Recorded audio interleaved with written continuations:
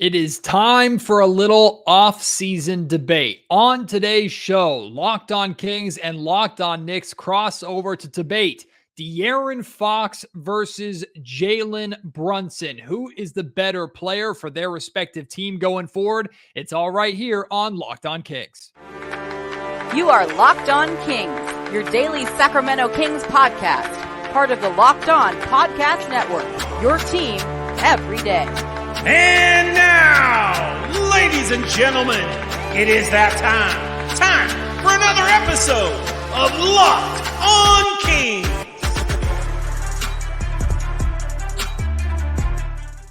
Hello and welcome into Locked On Kings, your podcast hub for Sacramento Kings coverage all off-season long. My name is Matt George. I have the privilege of being your host here. I'm a Sacramento sports reporter and producer for ABC 10 News. De'Aaron Fox versus Jalen Brunson. You might be honestly rolling your eyes at that. You might have the same reaction that I had when the fine gentleman over at Locked On Knicks contacted me and said, hey, Matt, you want to do a off-season kind of crossover debate show debating Fox versus Brunson and Julius Randle versus Domantas Sabonis. And I clapped back at it like I wasn't even aware it could possibly be a debate. Like, to me, both of those guys are in Sacramento. Fox and Sabonis are clearly better than Randle and Brunson. However, of course, in the interest of providing different content over the offseason, plus the guys at Locked On Knicks are fantastic to talk to. Unfortunately, Alex was not able to make these recordings, but Gavin was, so got to debate with him about both these things. Plus, like, I follow the New York Knicks. I like the New York Knicks. I've been a fan of Julius Randle in the past. Some of you might remember potentially or me discussing the Kings potentially going out and trading for Randle well before the Domantas Sabonis trade. And then, of course, Jalen Brunson has emerged as one of the more fun point guards in the league to watch and to follow, and has played well for the New York Knicks and played well during the playoffs. So, while my initial reaction was to kind of dismiss that there's any debate between these two players, period, I thought, let's do it. Let's have some fun. Let's humor it. Plus, to be respectful towards Jalen Brunson. I think there is a conversation to be had for both of these. You'll know which direction I'm going in. I've made that perfectly clear. And ultimately, it ends up being a great discussion with Gavin, a lot of fun. And I think you'll enjoy it. I hope Knicks fans will enjoy it. I'm sure many, if not all, Knicks fans will disagree with me. Many, if not all, Kings fans will disagree with Gavin. But hey, get loose. Let's talk about it. Knicks fans, if you're here, debate. Kings fans, if you're here, I know you're here, defend your guys or share if you feel like maybe Brunson is better than Fox. I don't know why you'd feel that way, but if you do, let's talk about it. You can reach me on Twitter at MattGeorgeSack at any time. You can email me if you would like, mattgeorgesports@gmail.com, but especially get that debate going in the YouTube comment section down below if you're watching this video right now. But here we go. Kings, Knicks, Locked On crossover, De'Aaron Fox versus Jalen Brunson. All right, guys, as promised, I am happy as always to be joined by Matt George, the fantastic host of the Locked On Kings podcast. And I've noted it, but I'm excited to get into it, Matt. You're a great guy. I always love talking to you, but today we're sworn enemies. We're having a debate, Jalen Brunson versus De'Aaron Fox. You get to strike the first blow. What are your initial thoughts? Well, first off, hello over there from on the other end of the country here. I'm in Phoenix right now, so this is a close, okay. This is a close battle. This is a close battle. You're in enemy territory then. Yeah, so it's you're in kind of our neck of the woods, but really Phoenix Suns territory. But no, I'm surprised by this, and I don't expect it to come off or don't intend for it to come off as arrogance, but it's not a conversation that I ever considered, why would Fox and Brunson be compared other than these are two really, really good players for up and coming teams. But it never crossed my mind. If I ever had to be forced to do a decision of one over the other with Fox and Brunson, I would like to believe that the majority of people wouldn't hesitate to take De'Aaron Fox. And a lot of that just has to do with the fact that he has been the better player over the course of his career than Brunson has been in a shorter period of time. I'm a big fan of Jalen Brunson, by the way. And I'm even a big fan of Julius Randle. We'll get into Randle and Sabonis later. And Randle is actually someone that I talked about for a long time, the Kings potentially targeting if things weren't working out there in New York. But like Fox is a younger player. He's been doing it longer. He's been the guy longer than Brunson has. Brunson has had more opportunity on winning teams, and I think a lot of that has to do with the environments that he was in, and less so the like having the time that he had in Dallas not being the top guy. De'Aaron's been the top guy his entire career. Unfortunately, he's been doing it for a franchise that had the longest playoff drought in NBA history that they just recently broke. One of the reasons why they broke it is they finally surrounded De'Aaron Fox with good enough talent to emphasize his strengths and cover his weaknesses a little bit. So to me, like De'Aaron Fox is an easy choice in a comparison or in a conversation between if you're picking between the two of them. But I also would like to throw out the blanket statement too, even though this is bad for a debate, that I think both teams are in a fantastic spot with both of them as their point guards going forward. And both are clearly in their prime right now. Yeah, we were joking about this before. Alex wasn't able to make this one, but it might have been a little bit more aggressive this year because I love De'Aaron Fox, one of my favorite college players of the last decade. Flat out, probably one of my favorite 5 to 10 non-Knicks to watch in the NBA. Incredible talent. To your point, like unquestionably, like better pedigree than Jalen Brunson. Right, higher draft pick, was a better recruit, was far better their first 5-6 seasons in the NBA. So this argument for me to make it kind of has to reside on small sample size. And I would even go so far to say, again, arguing against myself a little bit here, Fox was probably pretty clearly the better player in the regular season. Put up 25 points, 6 assists, 4 rebounds per game. Brunson, similar numbers, 24, 6, 3.5. And Fox, this surprised me when I was going through the numbers, slightly more efficient, 1% better effective field goal percentage. Of course, that is with the fact that Jalen Brunson was a 42% three-point shooter, and Fox was quite a bit worse than that. In the playoffs, Brunson was clearly the better player, or maybe clearly the better player is overstating it, but scored more efficiently. Of course, Fox was doing so with a broken hand. So when I was like, all right, what do I build this argument around? To me, it comes down to two core tenets. I think what Jalen Brunson did against the Miami Heat is simply a resume point that De'Aaron Fox doesn't have yet. Do I think Fox is capable of something like that? Absolutely, but he hasn't done it in his career against the second best defense in the postseason.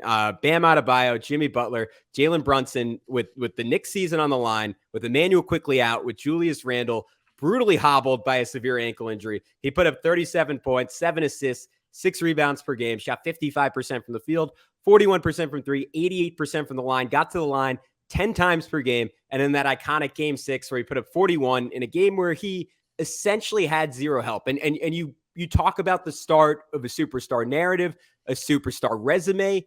That's where it begins with me. Those types of performances in the playoffs. And Fox, due to no fault of his own, hasn't had a lot of opportunities for that in his career. The other thing, which I'm curious, Matt, your take on this, is I think Fox is, and look, we can talk about the defensive end where Fox is clearly the better player.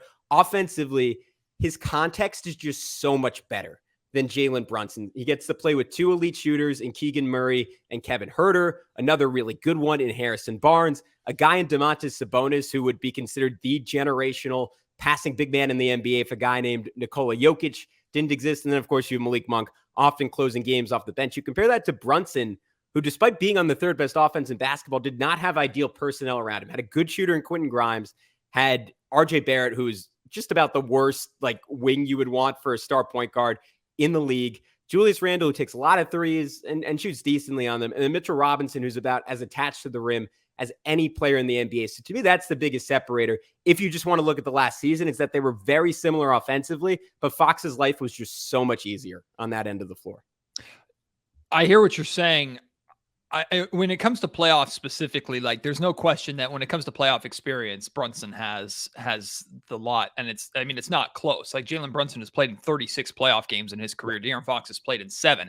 However, over those 7, even with breaking his hand or breaking his finger midway through that series, which completely changed the series for him and completely changed the series for the Sacramento Kings, De'Aaron Fox still had the second highest scoring playoff series debut in NBA history. So he came onto the scene, finally got that opportunity, and very similar to how Ja Morant kind of took De'Aaron Fox's story would have been and hype would have been the exact same as Ja Morant's had he stayed healthy and had the Sacramento Kings won that playoff series, because Ja Morant made his playoff debut in the play-in technically. Can't remember who the Grizzlies beat, but they actually won the play-in to move into the playoffs itself. I think it was the Warriors. Too. Yeah. So I think people are already starting to talk about De'Aaron Fox differently in a way that they should, in a way that people should have been talking about De'Aaron Fox for years. It just so happened that he's spent his entire career again in Sacramento, where a lot of what he's done has flown under the radar. I agree with you in terms of De'Aaron is benefiting massively from players around him. But I would argue that where De'Aaron was at his best this season was when it was all eyes on him and spotlight on him. When you're talking about the fourth quarter, you're talking about clutch points. Like, there was no more clutch player in the league. He won the inaugural Clutch Player of the League award. And it wasn't just scoring in the fourth quarter. I mean, you look at De'Aaron's clutch shooting over the course of the game, even like late in the shot clock. NBA University put out recently, like end of shot clock threes. So threes with 4 seconds remaining in the shot clock. Typically, that's like a sign of bad offense or a sign of like at the end of a broken possession. But when the Kings needed a shot at the end of a possession that maybe a defense was playing well against them, Fox was shooting 40% from 3-point range in those spots. So when it came to big moments and the Kings needing and gotta have it, and especially in winning time, that's where De'Aaron Fox really stepped up. The question for De'Aaron Fox going forward is, like, can Fox be that guy for more of a 48-minute effort? There's no way Fox is playing 48 minutes a night, but can Fox be the same guy the first 3 quarters as he is in the fourth quarter? I don't know how capable anybody is of doing that, because have no idea how exhausting it is to play that hard for a full game, 82 games a year, plus playoffs on top of that. So I'm sure it's a lot to ask in many ways. So I think Jalen Brunson at times did a significantly better job of making an impact over the course of the entire game. And Fox had good games like that too. But when Fox shined the brightest, even though he had so many great players around him, was when it was him mano a mano, typically against one of the best, if not the best defender on the opposing team. And De'Aaron was impossible to guard because he could get to the rim and finish at a rate that Shaquille O'Neal hasn't finished at the rim before. Now, I don't know how repeatable that is. I was having that conversation with Josh Lloyd from Locked On Fantasy Basketball recently. Like, he finished around like 77 or something percent at the rim, which is just absurd. I don't know if he's going to be able to do that again. But on top of that, his mid-range pull-up jumper was his most go-to efficient shot that he had this season. And that shot is impossible to guard because you have to sag off De'Aaron Fox enough to where he doesn't blow by you, but you have to respect him enough as a shooter to where he can pull up and hit that midi on you. So De'Aaron is, while he's not a 3-level scorer yet, Jalen is certainly a better 3-point shooter. And if Fox added that to his game, we'd talk about one of the greatest point guards of all time, which I don't know if he'll ever get there. But he's can score and get wherever he wants on the floor. And he doesn't have to be the top guy all the time for the Kings to be successful. That's a big difference this past season compared to his entire career in the league. Yeah, I think going through the numbers, that's what shocked me the most, because I thought Jalen, like, just not having looked, would have blown him away in terms of efficiency because of the 3-point shooting, because Jalen is excellent in the mid-range, is very good at the rim, and Fox is just in a different stratosphere at the basket. And then the biggest shock to me was that Fox was a more efficient mid-range scorer on very similar volume. And that's an area that, like, you think of Jalen Brunson, you think of isolation, mid-range maestro. Again, to me, I'll kind of fall back on the same argument. Like, I think part of the reason Fox was able to be so good in the clutch was, like, he played with maybe the best spacing in NBA history outside of those Warriors teams and maybe the James Harden Rockets team, but I wouldn't even say they were quite as good. And I wonder, if you switch teams, what Jalen Brunson would be able to do with that kind of opportunity, because my last memory of him was, again, going through Gabe Vincent and then attacking Jimmy Butler, trying to swipe down, and then trying to finish over Bam Adebayo at the rim, and doing that over and over and over again. And again, it's not to say that Fox couldn't do that, but I would love to see Brunson, and hopefully the Knicks can build out this infrastructure over time. Today's episode of the Locked On Kings podcast is brought to you by FanDuel. And I've been telling you all week with football season about to kick off. We have preseason football now, which I'm always excited about. And then I start watching it and I'm no longer excited. Preseason football is rough, but preseason starting means we're that much closer to the start of the regular season. And right now you can make a bet on who you think is going to win the Super Bowl. Hey, Matt, what's so special about that? So many different sites allow you to do that. And that's a pretty risky bet without the context of the entire regular season. You're absolutely right, except FanDuel makes it more than worth their while, because when you bet on a Super Bowl winner, every single time that team wins over the course of the regular season, you will receive bonus bets for free. So what you need to do, even if you're not a 49ers fan, trust me, it's a smart investment. I'm a Raiders fan, but I cover the Niners for ABC 10. Bet on the 49ers to win the Super Bowl. Every single time they win, which is going to be 11, 12, 13 plus times this season, you're going to get bonus bets that you can use on spreads, player props, over-unders, and more to ultimately help yourself make more money. So even if that Super Bowl bet doesn't happen, even if it doesn't go through, maybe you're a Raider fan like me and you're actively rooting against the Niners winning the Super Bowl, you could still use them to make money for yourself and get free bets over the course of the entire regular season. Nobody else is offering something like this. Visit FanDuel.com/lockedon and start earning bonus bets with America's #1 sportsbook. That's FanDuel.com/lockedon. All right, guys, we are back. Locked On Knicks, Locked On Kings crossover. Myself, Matt George. De'Aaron Fox going forward, because these were sort of the two things. Like I did earlier this summer, just a ranking of all the players in the NBA. And I ended up having Jalen Brunson quite a bit higher than I expected to. Top 15, which is probably a little bit lofty. But what I kept falling back on is, like, teams just don't really have an answer for what he can do in the playoffs with his ability to score at every level. Granted, the three-point shooting, at least this postseason, was not quite that good. De'Aaron Fox actually shot a percentage point better than Jalen Brunson did, granted on much less attempts from three. But do you think going forward that lack of three-point shot in later rounds of the playoffs could hurt Fox, or is the shooting around him enough to compensate combined with everything else he does so well? And then what's your confidence in him on the defensive end and potentially teams trying to go at him there, where I know coming out of Kentucky, that was supposed to be a strength for him, and then it wasn't quite, and he's slowly but surely gotten better as far as I know on that end of the floor. Two great questions, Gavin. Like the first one with Fox is, it's weird. Like, it's very situational, because over the course of a game, if I'm asked to choose who do I want taking a three-pointer between De'Aaron Fox and Jalen Brunson, the answer is Jalen Brunson, and the numbers back that up. But Fox has shown an ability to, again, be a clutch scorer and be a clutch shooter. And he hit a couple game-winning threes this season. He had one from freaking half court in Orlando. I don't know. That's more of an outlier shot than anything. But he also had a pull-up three in Chicago to break the heart of the Bulls over the course of the regular season too, to where it was just an in-rhythm shot that you wouldn't necessarily expect De'Aaron Fox to take when he can get downhill as well as he can. He pulls up with full confidence from that three-point range, knocks down that shot. If that were a consistent part of his game, again, we're talking about, like, what do you do to stop this guy? And even without it, the question still is, what do you do to stop this guy? Because Fox is fast enough and quick enough to where even if you're sagging off him or stepping off of him and allowing him enough space to shoot from the perimeter, Fox can still put the ball on the floor and get to the spots that he wants to. And he's surrounded by, to your point earlier, he's surrounded by enough weapons around him to where if your focus is solely on just staying in front of him, you are going to miss the passing lane to a corner Keegan Murray three or to a Domantas Sabonis on the high block. And what's crazy to me is how De'Aaron is the top guy in Sacramento.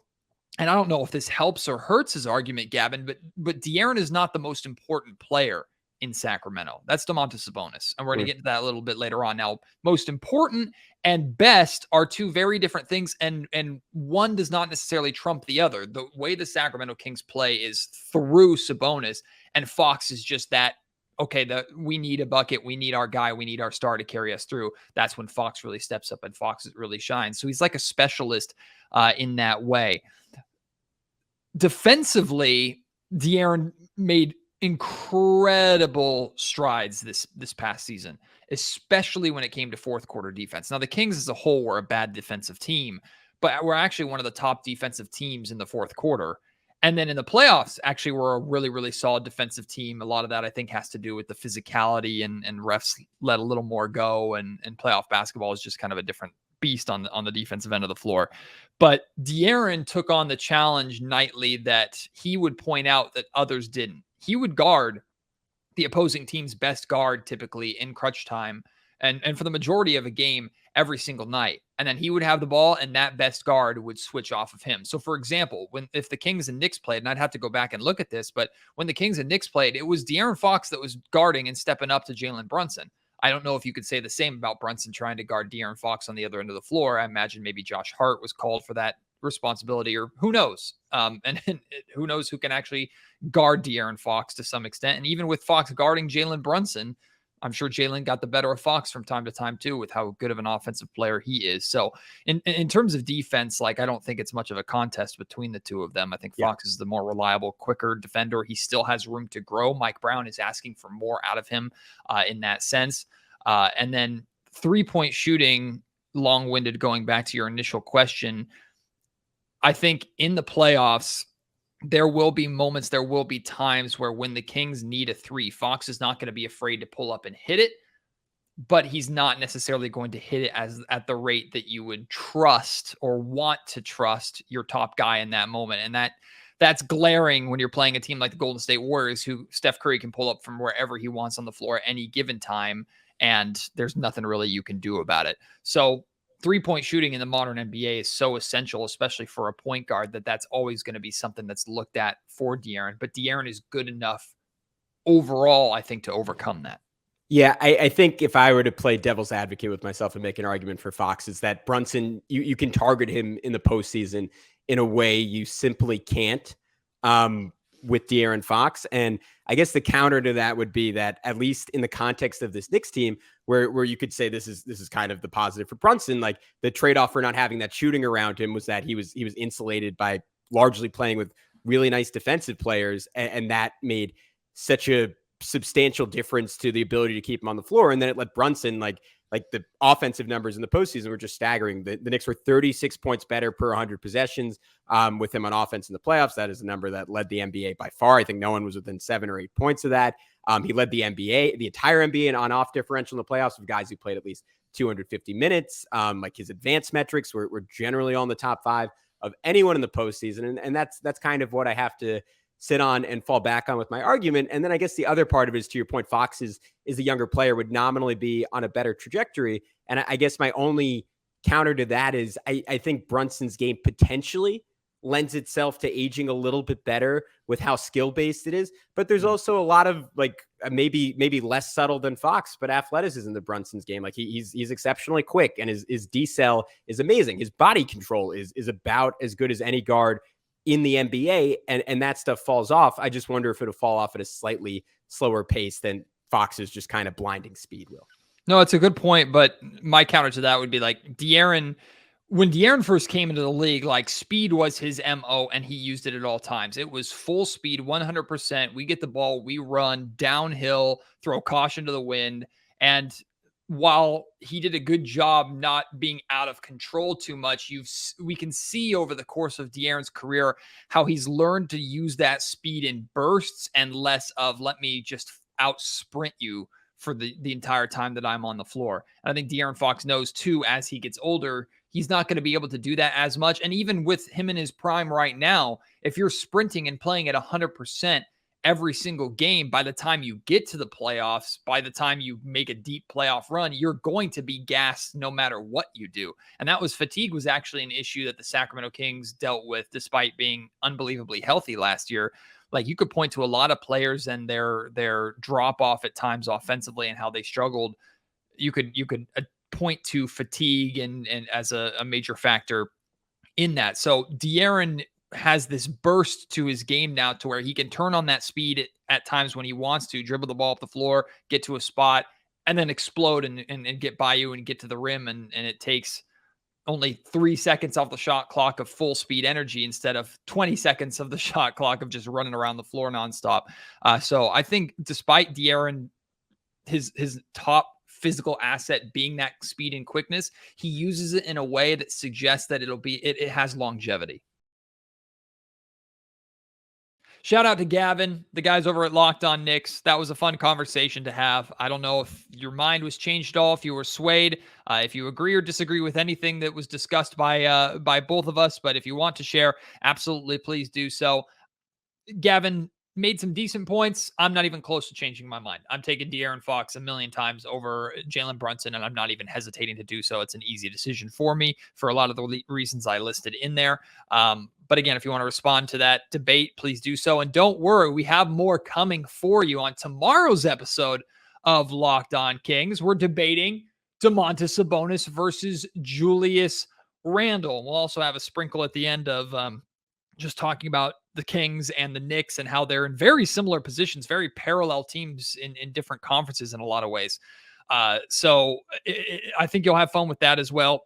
If Fox versus Brunson is a small debate, like there's maybe a conversation to be had, I don't think there's really much of a conversation at all to be had between Julius Randle and Domantas Sabonis, but we have that conversation anyway, and it was a fun one, so I hope you will consider joining me for that tomorrow.